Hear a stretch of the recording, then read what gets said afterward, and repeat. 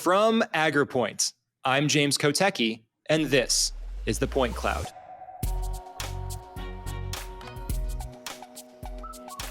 Technology is reshaping how we approach climate, agriculture, and nature itself.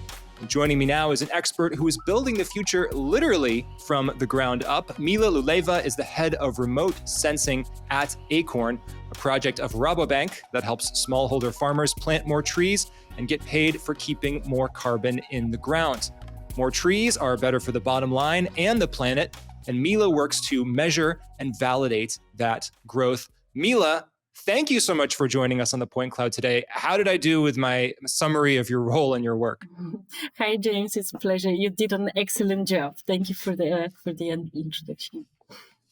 And I think we probably need to add a few more pieces of context so that we can have a really productive conversation here. So just to explain and elaborate a little bit more to people, Acorn is a project of Rabobank. Rabobank is a bank based in the Netherlands that has this project called Acorn. How do you usually define it to people? It's very strange, right? When people hear Rabobank and they hear Acorn Project Smallholder Farmers. How I define it? Well, first, maybe a bit of context of Rabobank itself. This is the agricultural bank. So the client base is in the sector of agriculture, and all the projects and developments within Rabobank they are directed towards supporting farmers and supporting the agricultural sector. So Acorn is one of our best, I think, the best projects in the scope of sustainability, the one also that leads the bank on the road to Paris as well. So this is also a project that is full of doing good. So helping farmers, helping the environment, and really doing something to make the world a better place. You mentioned the road to Paris, talking about the Paris Agreement to make improvements and move us towards a better situation as far as climate change goes. Correct. Can you give us a sense of the scope of Acorn, the number of I don't know if you measure it in people, trees, countries, however you want to define the scope?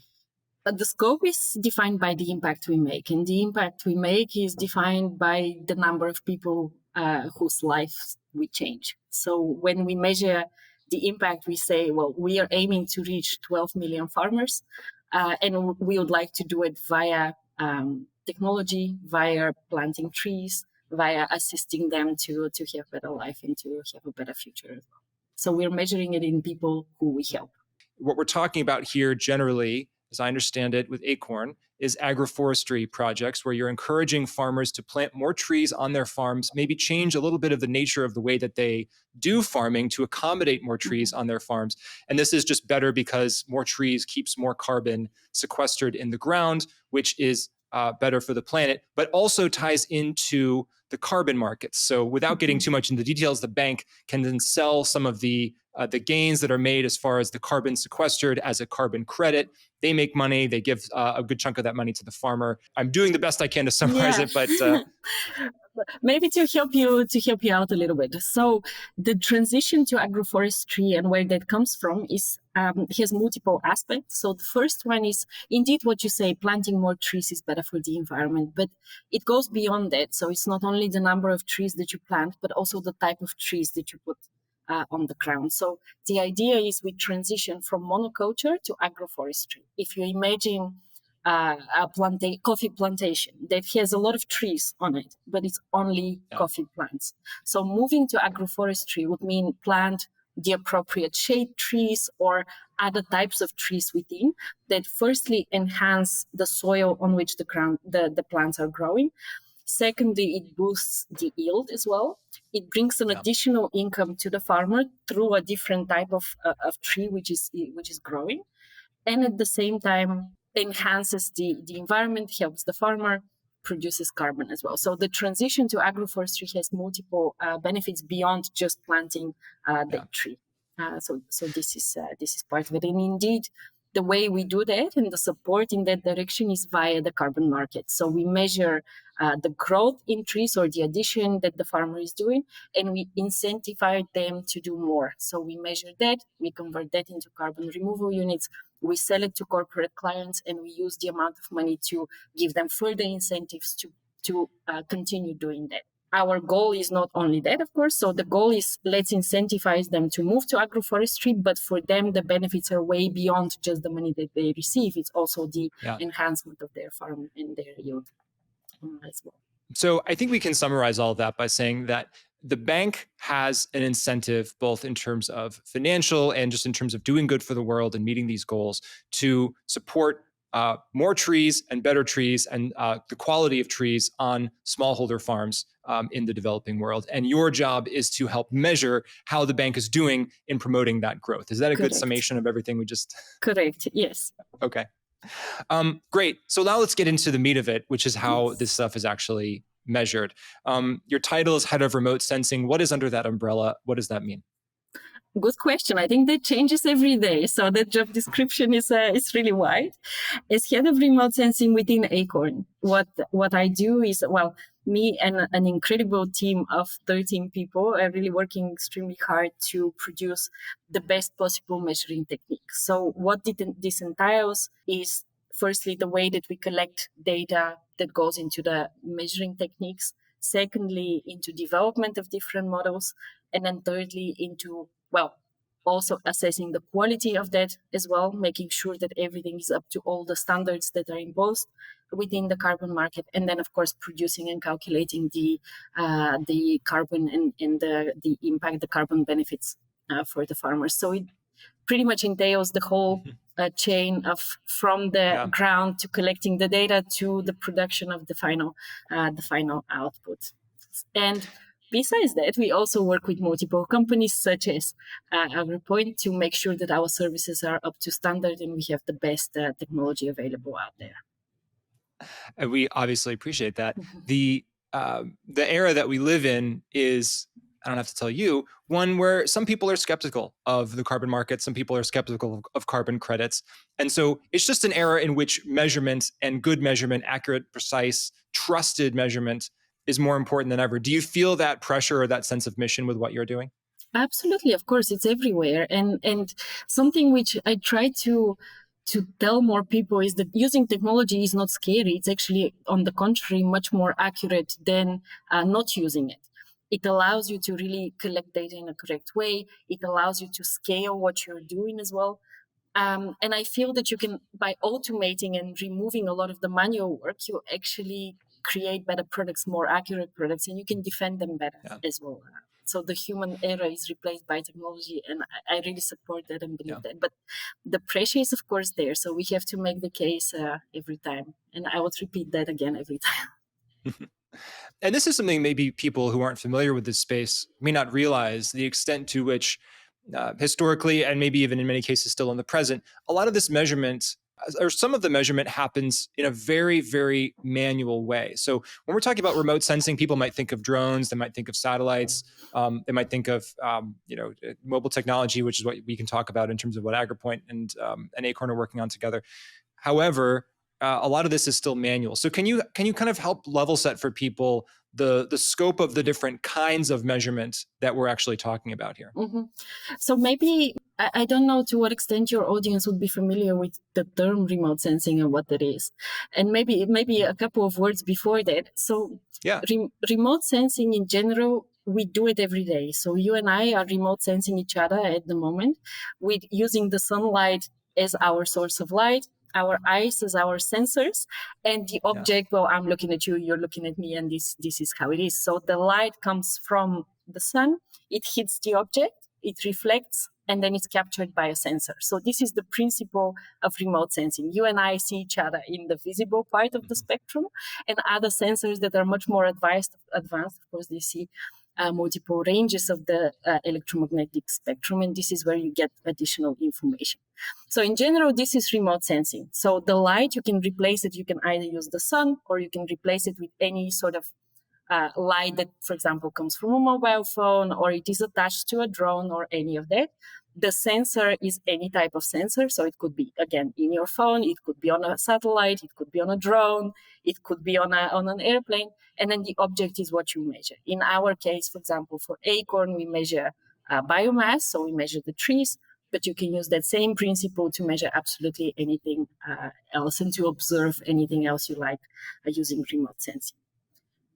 Something that is quite sometimes confusing, remote sensing often refers to satellite data. So we do it with satellite-borne sensors, but that can also be on any other device. So remote sensing with a phone, remote sensing with a drone.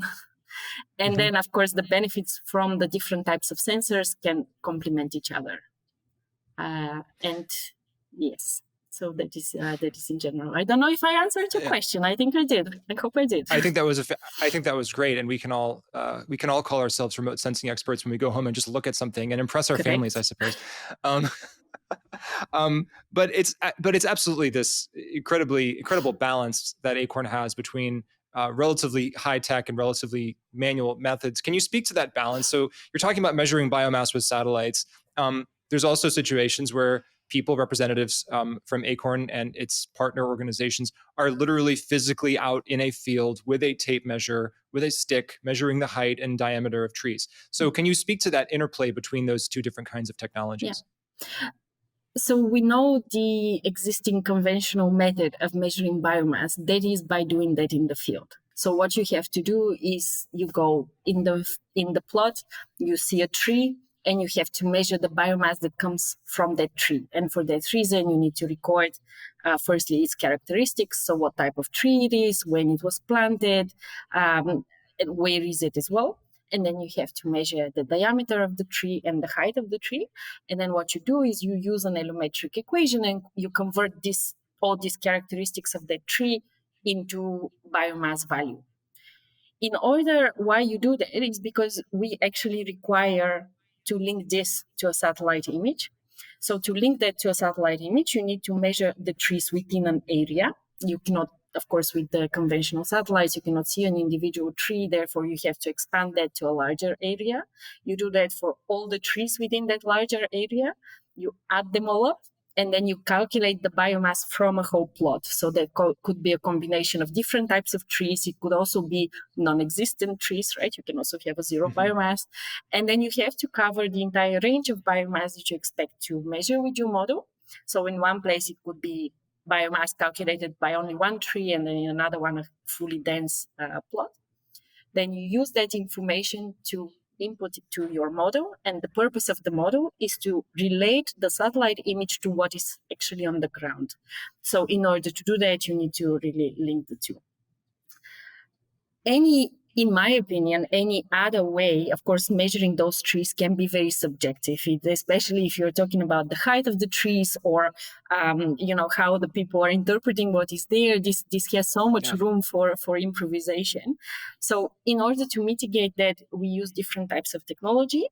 One of those is we fly LiDAR sensor wherever possible. That is a point cloud sensor that scans entire area from an airplane that helps us estimate the correct height. So we actually correct for the data that the enumerators in the field have collected. And we also use technology like Ager to actually define the width of the trees. Often I get the question, well, if those sensors are more accurate, why do you still have to measure that in the field? Answer is because people don't really trust technology so much. So we can say it is more accurate, but you still are measured against what the people in the field say. So we are actually balancing a little bit between what is currently acceptable and what is really the true value. We call it ground truth, but it's the truth that you measure. Whether it's true or not, we don't know yet. So we have to balance the two as well a little bit to find how to calibrate technology to ground truth and then the other way around as well. I'm curious to learn more about how you philosophically or even tactically kind of approach this balancing act, because one can imagine a future in which everyone trusts technology and it's all sensors. Obviously, in the past, everything needed to be extremely manual. We're now in this transition period where we need to validate things manually because then we're going to eventually move to the technology, or maybe that manual validation is actually supporting the technology. So when you think about a new piece of technology that's going to come into this system, do you have any kind of rules of thumb or just philosophical ways of thinking about how you incorporate it into this wider balance? Well, philosophical conversations, I love those. Well, why I always advocate for technology is because I don't say that it doesn't come with error. It always comes with error. Everything that we do comes with an error. The thing with technology, however, is that the error is very systematic. So if you manage to estimate that systematic error, you can always correct for it because it is across everything you do. It just repeats because of the cause of the error. When you talk about human error, that is not systematic. So one person can make one error and then the person next to him or her can make, using the exact same approach, can make a much different error, bigger or smaller. And that Yeah. you cannot calculate, you cannot correct for. You just have to take as a given and you have to trust it. So what I say is a case to it is, yes, we have to deal with error. Error is part of life. It's something that comes with every single technique or measuring method. However, we have to make sure that we can correct for it. We know where it comes from and we can account for it as well. And if we have it systematically done, that we can do, that we can justify, that we can explain, and we can work with. And if it is not systematic, it's just an uncertainty that we cannot cover for. What's your vision for the kinds of technologies that we're going to see in the field or above the field in 5 years' time? If everything's firing on all cylinders and technology integrations go the way that you think, what will the situation look like from now, which is satellites and LiDAR and people measuring in the field, to 5 years from now? My wish is to be able to automate the processes as much as possible. So that would be integrating data fusion, meaning that all the different sensors on any level talk to each other in an automated way. Data is transferred everywhere. And when data is not available from one sensor, other sensors can cover for it. So basically have this sort of a network in which existing sensors talk to each other and correct their errors, compensate for each other, add additional data. I truly believe in data fusion. I think that is the way forward. And I think this is the way we can really account for anything that comes our way. Just find what is useful. I know you're doing a lot of this work in areas of the developing world that may not have the highest quality internet, that may not have access to the highest quality, technology of various kinds, from drones to phones. How do you think about making sure that the technology, the sensing that you're using, is hardened and ready for situations that may not be optimal for how that technology was originally designed? Well, I know that there are quite a few companies dealing with this and really addressing the issue of connectivity, for example, that I know that multiple are working on. For me, something that is important is to be able to step away from the field as much as possible. I know that this is probably not very much in line with the business direction at the moment, but what I would like is to be sure that we are independent of location, we are independent on connectivity, we are independent on those hindering factors. And everything that we develop really should aim global scale. So we should be aiming to help and to measure places where we cannot go. People see people, meet people who we cannot visit. So everything that we do should go towards global scale, global solutions, and available to everybody. So nobody is really hindered by it. So you mentioned your relationship with Agerpoint, our company, a few times. I really appreciate that. And as the marketing person at the company, I'd be remiss not to ask you, do you mind just kind of talking a little bit about how you define what Agerpoint does and how you might explain that to other people, and why you think Agerpoint is a compelling piece of this overall puzzle? Actually, how I found out about you guys, it's a funny story. So I've been working with our corporate venture. So this is the investment part of the bank. And we were talking about the carbon market with one of the representatives there. And then we came across, I was discussing what we do. I was telling him how we do it. And then he mentioned, hey, I came across a company called Agerpoint, and I really couldn't see it. And I was like, why? What can you not see? He was like, I just cannot imagine that people would like to know how to measure a tree with a phone. And I was like, what do you mean? And he was like, who is interested? I was like, I am. I would like to meet these guys. This is incredible. My problem, everyday problem, these guys found a solution to it. I mean, this is exceptional. So he was super surprised. From a financial point of view, I really don't. I mean, not from a financial point of view, from a business side of things, it might sound strange, but when you're actually in the business of measuring trees, of doing this, it made complete sense to me. So this is how I came across you, and then I received all the documents from the company, and I looked through it, and I was like, okay, we have to talk to these guys. This is incredible what they're doing. So then I got in touch, of course, with Kevin, and then we started working together. And I have to say, I'm super impressed and very much looking forward to this collaboration moving forward, because you're answering many of the questions that we were not able to answer.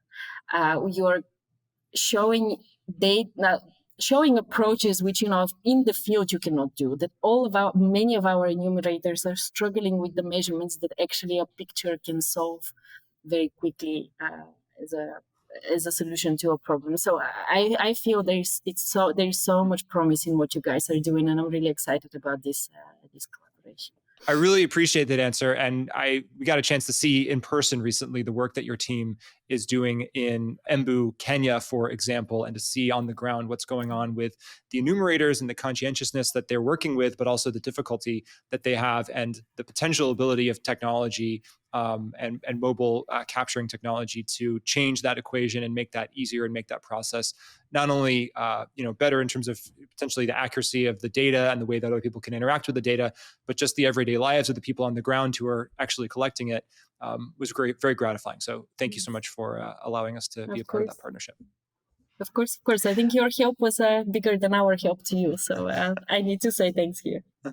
You spend a lot of time in the field. You mentioned that you want to make sure that you don't necessarily have to be in the field, and then kind of what you're doing is independent of any given location. But you are personally on location quite a bit. So can you speak a little bit to what Acorn means to the smallholder farmers? What's been your experience of actually seeing folks up close and in person when they come in touch with this program and the way that some of these technologies are enabling their lands and their trees to be measured?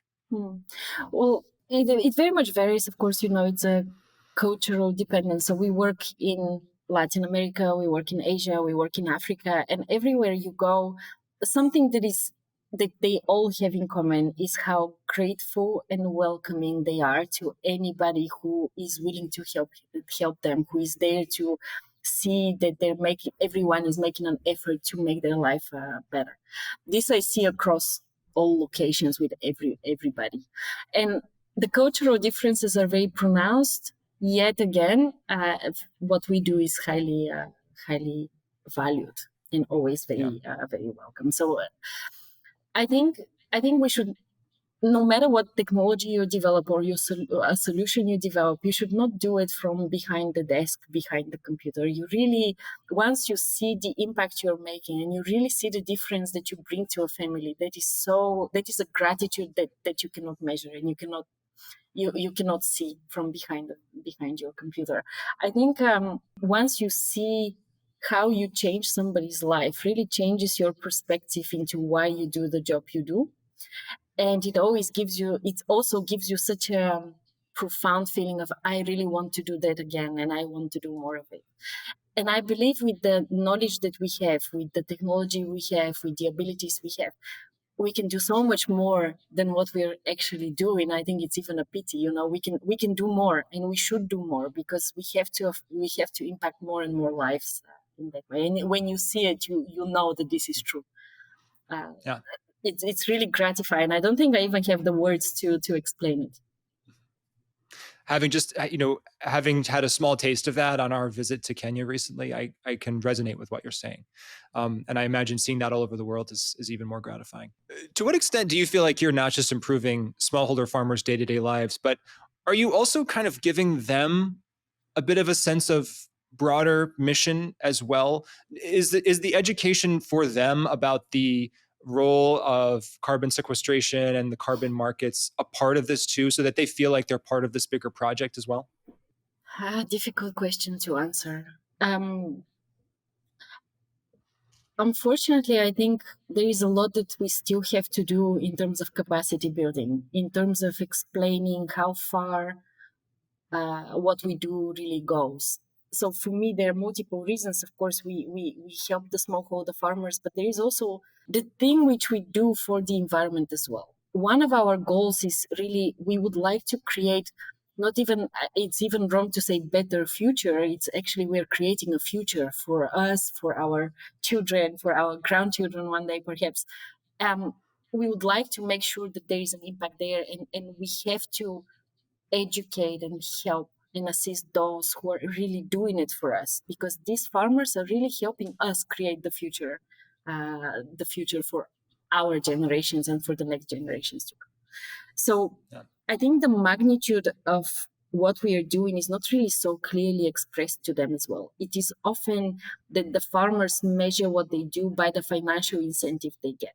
So everything else that they get, I think it will come later when you measure the impact of what you're doing and when they see the added benefits to it. So on one hand, it would be drought resilience. The more you switch to agroforestry, the less dependent you are on water. And if we think about all the climate changes and everything that is coming their way, when they see that now they can cope with it, they would see the added value.